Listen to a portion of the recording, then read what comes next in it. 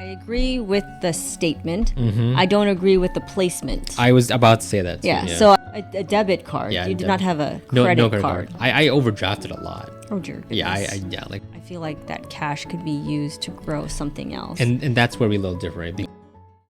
Today we're going to talk about the famous Dave Ramsey 7 baby steps, and we'll put a link to his baby steps here, and we'll go through each one of them and share our own personal thoughts on them, whether we agree with. So honest intro here. We've never really talked about these specifically. I think we have heard the first step many times, and I laugh at it. And it's funny because our journey has evolved over time, where Dave Ramsey, overall, in my opinion, helps those who have really don't know how to control their debt, right? And so we can kind of get into it as we talk a little more. So step 1, it says, step 1, save $1,000 for your starter emergency fund. And a lot of people hate this. Why? They're like, $1,000 is not going to cover my emergencies. Oh, yeah. You know, like $1,000. I think that's why I laugh at it. Yeah. I'm like, what's that going to do? Yeah. Change a tire. And so I think what that is step 1. Well, and this is the first time I've actually seen the steps, right? Yeah. So now I see it clearly. Starter emergency fund. Yeah. So it's just a matter of creating a habit. Correct. Exactly. Right? Okay. Exactly. So you don't stop Yeah. at $1,000, right? That's actually another list. But yeah. Okay. A lot of people get upset, right? And people pick and choose, right? Like $1,000, that's not going to do enough, right? But like I said, it's creating that habit. Exactly. So it's just like, can you make some efforts, right? Just cut out some stuff. Be disciplined. Exactly. To be able to save up $1,000. So it's more of building a habit than anything else, right? That $1,000 will. It'll take care of something. Yeah. Maybe not all of the something. Yeah. So step 1, save $1,000. So the main purpose here is creating a habit. And I think we can agree with that. Yes, I can agree with that. Okay, so 1 point for Dave Ramsey there. Okay. Step 2, pay off all debt except the house using the debt snowball. Right. So the debt snowball, I believe, is take the highest interest rate. I believe so. Oh, there's a learn more link there, but I think it is you take the highest interest rate. It says start by listing all your debts except for your mortgage. Put them in order by balance from small to large, regardless of interest rate. So regardless of interest. So the idea is you pay off the smallest one. Yeah, and then that extra cash flow. Once that's paid off, you put that payment towards the next smallest debt, and that's how it becomes a snowball. Correct. And one thing to remember is that you're still paying the minimum on all of them. Right. So you're still paying debt. The idea is that you clear off the smallest one, a small win. You take that amount instead of putting that in your piggy bank. Correct. You add it to the debt payment of the next smallest minimum payment, and you just keep adding on to it. Yeah. So once again, this is about like controlling your debt, right? So we as individuals, we really control our debt. We basically don't hold a balance on our credit cards here. Well, that's since we got married. But when we were married, I still had a credit card debt. We're not going to include student loan debts in this, but I still had a consumer credit card debt.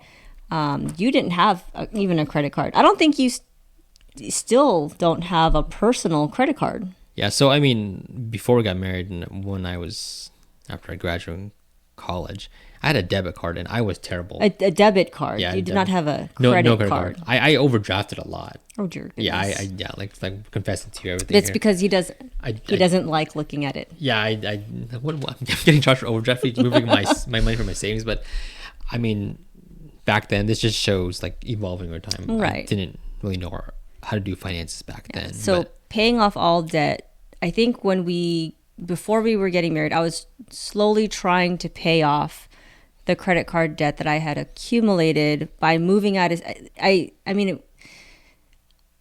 moved out of state and I had nothing. I had a credit card and I spent maybe like $3,000 and I just paid the minimum for the 4 years while I was in school and didn't have like a real job.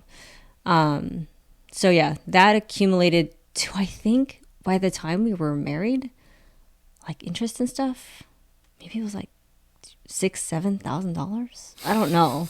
It was a lot. Yeah. I mean, like, it was still hard. You still have daily responsibilities, and so I think the way I paid it off was by the interest. I might have had 2 credit cards, and so I was paying off the one with the highest interest. It was just another method. I think if you're working towards paying off your debt, either solution works. I mean, you could do the math and see which way you're saving more. I don't know why I chose that method. I was reading all kinds of different personal finance books at the time to try and get that under control. Yeah, typically a lot of his audience also, they have a lot of student loan debt. And their example of their student loan debt is around like $200,000-$300,000. I mean, huge amounts, right? So that's why he likes to focus on the small balance, right, and then attack down the student loan last. Right. Even if the student loan has like low interest, right? He wants to attack those small wins, and they snowball together. I think, like you said, any plan is working good. Towards chipping off that debt and not adding to it. I think that was the tricky thing. Yeah, was not adding to it anymore. Yeah. So overall, trying to get control of your spending. I think these are good habits of like trying to live within your means, right? 2 points, Dave Ramsey. I mean, we're not giving points here. All right, step 3, save. So after you've saved your $1,000 and after you paid off all your debt, it says here, save 3 to 6 months of expenses in fully funded emergency fund. So 3 to 6 months. I think we agree with that. Yes and no. Okay. I agree. Yes. Save 3 to 6 months of expenses. I agree with the statement. I don't agree with the placement. I was about to say that too. Yeah. So I feel like it's kind of like starting a business. It's not like first step, come up with a name. Second step, do all these things. It's like there's like 500 first steps you need to do to accomplish the one thing. Yeah. And so I feel like step 3 should be more, it should be like a 1, 2, 3. Like you should be saving up for your starter fund. At the same time, you should be starting to pay off. You like, don't save up for your starter fund and not be paying off your credit card. Like you could use that $1,000. I don't know. So am I hearing a 2A and a 2B? Right? Yeah. No, I thought about that too, right? Because we're talking about steps here, and he's really strict about it. Where he says, step 1, $1,000. Step 2, don't do anything else, because later on, like not even pay the minimums on your credit card. No, he says is that what he's saying? He pays the minimum, right? But don't worry about the snowball effect until you have your $1,000. Even he talks about don't even invest in like your 401k. Oh dear. Yeah, because. No, for me, that is time lost. Yeah, I'm never going to be 26 again. They believe that, I can't believe I said that, but your focus at this point of the process is getting control of your debt. So they said you can lose this time because you're trying to get rid of this burden there. So I do feel what you're saying, because I too feel like, all right, let's try to knock down this debt, right? And let's also try to take advantage of time as well. Right. I mean, we'll get into investing, right? But I mean, I can see it for those who may not have a predictable income. Like we worked a salary job. Mine was every 2 weeks. I knew how much I was getting. Yours was every month. You knew how much you were getting. So we knew what we had to work with, right? And so as long as we can fit everything in there, then we could do all these things at the same time. So I kind of understand if you're in a situation where your job is not, you don't have predictable hours, or your wages are different, or you're a freelancer or something like that, where it's not predictable, then yeah, I can see these steps as being the way to go. Yeah. And once again, everyone's financial journey is very different, right? Right. Someone could be in a very dire situation with a lot of debt. Right. They got to get this off their plate. Like you said, if you have a projection, you kind of know what money's coming in, where you can kind of like, all right, let's cut back and we can get there. We can make this work. So we can do those 3 things at the same time. So Dave Ramsey's not wrong. It just, every situation is a little different. Just little tweaks there. So we do agree that we like to have at least 3 to 6 months of emergency funds, but we also like trying to hit that simultaneously while controlling our debt. In a perfect world, we have no debt. We Right. borrow for our convenience, What we need. Yeah. but then we also pay it back because we've already set that Right. set that up. Once again, that really goes with having a great budget. Step 4. So after setting up your emergency fund, right? Step 4 is invest 15% of your household income into retirement. So we have our salary jobs. So 401k, we do contribute that, at least the match also.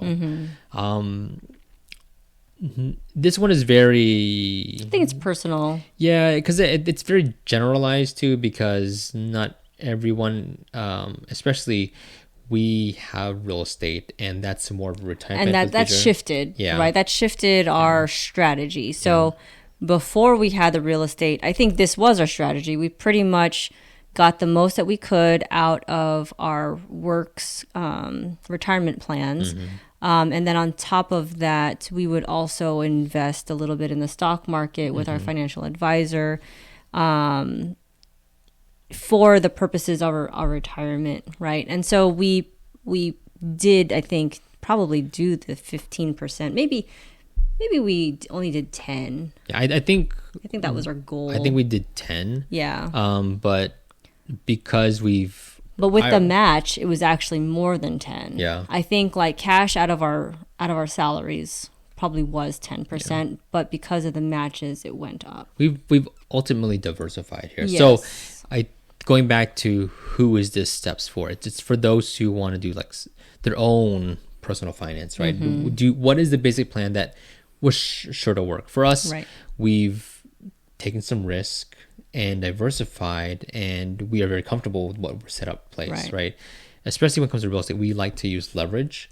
Ramsey likes to talk about like paying for a house in cash. That's his full strategy. Like yeah, but that's his thing. He pays for cash. But once again, like we're not in that position. I guess if we follow his steps, we could be in that position, but at the same time, I feel like that cash could be used to grow something else. And that's where we a little different, because we like to leverage and make a return on investment and then put that money. And he's really big into mutual funds. Hey, not gonna knock the guy. He has a plan, I think having a plan is the point. Yeah, I mean, I think this is very good for someone who doesn't have a plan at all. Right. So we're a little different there. Yeah. I mean, we did start off with 10 to 15% in our 401ks, but now we've diversified and made our money work in a much different way than other people. Right. And I think our financial advisor kind of enlightened us that, because of our real estate, we can think about our retirement a little bit differently. Yeah. And like walking us through that picture, like fast forward 30 years from now, what that picture looks like. All your properties, if you only keep these properties, they'll be paid off. Yeah. By 30, before 30 years. But let's just say, let's retire. What does our financial picture look like at that time? Where will we be getting our money from? Yeah. And I think when we even talk to him, we like don't show us the Social Security. Like, we don't want to know how much that is, because we don't know what's going to be the state of that. So we didn't want to depend on that as our income. And the nice thing is that we're not fooling ourselves too, right? We understand it's just not in one place. We've actually diversified, where our financial advisor said, all right, considering what the projections are, understanding what the real estate would be like by X year, we can expect you withdraw this much percentage from your, 401k, stuff like that. So once again, to support your life. Yeah. So it doesn't really talk about real estate here, but I mean, in retirement, I guess we could kind of say we're doing that, but once again, everyone's situation's a little differently. Right. So step number 5, save for your children's college fund. So once again, these are steps that are like linear, right? And we are saying we are steps 1A, B, 2, 3. But our journey kind of talked about how can we prepare our kids for the future, right? We want them to be financially literate, and how do we prepare them for college so they don't have to take out debt, student loan, right? So that was our initial why. And so if you think about it, we've tried to attack that, not just with controlling debt and like emergency funds, but it was in front of our mind. So it was something that we were trying to do simultaneously while doing other things also. We didn't wait, but I understand from a Ramsey point of view, you know, how can you save for someone's college funds if you don't have your debt under control? But I think since we were contributing already, that even if our 6 months wasn't fully funded, our emergency fund, if we could just set aside a little bit for this kid, then like that made me feel better, like we were helping him out. But again, we were very fortunate to be able to be in a position to save a little bit. I understand there are some situations where, you know, the income is really tight. So baby step 6, pay off your home early. So you want to do this. Yeah, pay off your home early. Yeah, you want to do this. Yeah, so our primary house. Yeah, we talked about this because like the filming of this episode, right? Like our interest rate is super awesome. Like, I mean, right, because we bought this house a while ago. So trying to put your money to work, right? Like we could take a bunch of cash. It'll be no longer, we would liquidate all this stuff. It'll be no longer liquid and just pay off the balance. Some financial people say that's not a good move, right? Because you have a low interest, you can put that money somewhere else to make it work, which I totally agree with, right? The argument that I see sometimes of paying off your house is that peace of mind. You take off that big mortgage. Yeah, that big mortgage, that living expense, right? And that reduces your home expenses, ultimately increasing your home cash flow, right? So I thought about it, right? And so, but our interest is so good. You're like, you're not like, you could do that. I mean, I'm always on the fence on it, right? I mean, so it'd be nice one day, but one thing that I understand as it comes to investing is that time is something you can never get back. So sometimes it's better, instead of paying off that balance, we put that money stretch to work. It out. Yeah. I mean, I think you and I've gone back and forth. Again, this is like, you know, I would say this is like starting from scratch. Whether you probably, if you have debt or whatever, this is like, I feel like this is for people who like, I never really cared about personal finances, but now I do. And so I need just to start somewhere. This is like, I think, a good place to start. For us, we've gone back and forth of like, should we pay off one of our houses? Like the investment properties, and then like benefit from that cash flow. Because a rule of thumb that we learned from our mentor was a house you buy as an investment should not be more than your primary house. Is that the rule of thumb? It was pretty early on. So like at the time when we were looking for a house to invest in, it was like it shouldn't be higher than the value of the house that you live in, that's your primary house. So the houses that we bought early on are cheaper.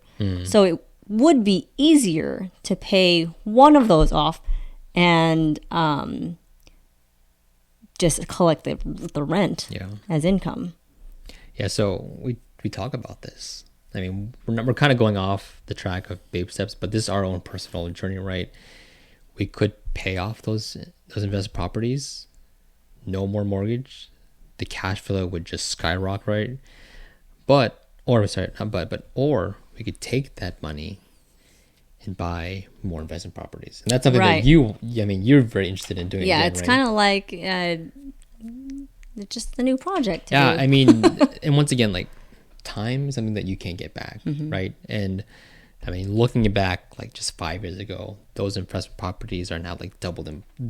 Properties have doubled in price, right? And so you could say, I should have bought all those investment properties. We weren't in a position to do that. Correct. Like, right.